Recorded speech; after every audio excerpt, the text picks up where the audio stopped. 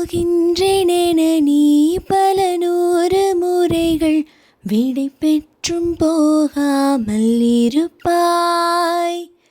சரியென்று உனை போகச் சொல்லி கதவோரம் நானும் நிற்க சிரித்தாய். கதவோரம் நானும் நிற்க சிரித்தாய்.